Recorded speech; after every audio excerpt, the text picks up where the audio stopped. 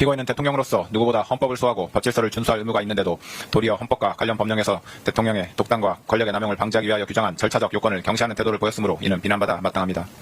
한편 피고인은 대통령으로서 법질서를 존중할 의무를 부담하는데도 이를 저버린 채 비상계엄 선포와 관련한 범죄 혐의로 수사를 받는 과정에서 경호처 소속 공무원들을 이용하여 자신에 대한 수사기관의 적법한 영장 집행을 저지하거나 증거인멸을 시도하였습니다.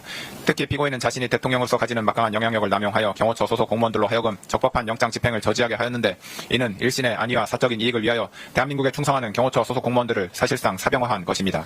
이와 같은 공무집행 방해 범행은 정당한 공권력 행사를 무력화시키고 국가의 법질서 기능을 저해하는 중대한 범죄에 해당하는 점, 피고인이 범행에 이르게 된 경위, 구체적인 범행 내용 등에 비춰보면 피고인의 죄질이 매우 좋지 아니합니다.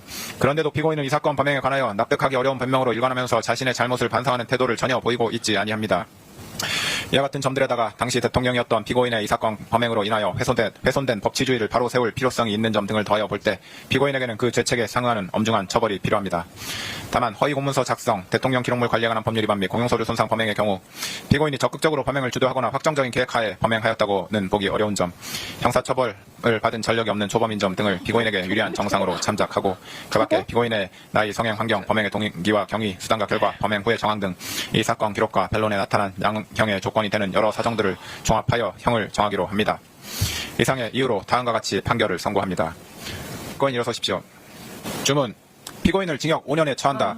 이 사건 공소사실 중 허위 작성 공문서 행사의 점 및 허위 공보 관련 직권남용 권리 행사 방해의 점은 각 무죄. 피고인은 이 판결에 불복이 있으면 오늘부터 7일 이내에 이 법원에 항소장을 제출하여 항소할 수 있습니다. 이상으로 판결 선고를 마쳤습니다. 피고인은 퇴정하십시오. 와. 너무 열심히 들었는데. 내란을 두 번 어떻게 해? 아니 뭡니까 이거 막판에?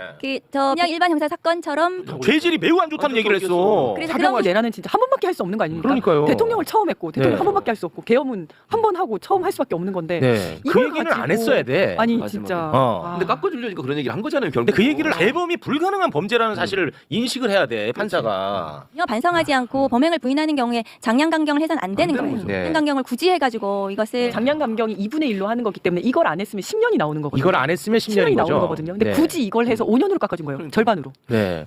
통상적으로는 그러면 장량 감경 사유가 예를 들면 어떤 것들이 존재합니까? 그러니까 뭐 통상적으로. 반성하고 그다음에 뭐 피해자와의 관계라든지 피해자와 합의. 합의. 네. 온 국민하고 합의 안 안 했잖아요. 전혀 안 됐거든요. 예. 진짜. 그다음에 뭐 초범도 성행, 있겠죠. 초범 이런 네. 거, 예, 전과 이런 거 있고 그다음에 재판 태도 네, 끝났는데 특검이 아마 오늘 중으로 항소할 거예요. 오늘 중으로 저는 해야죠. 항소해야 돼요. 특검이. 그래서 와. 저는 최고 법정형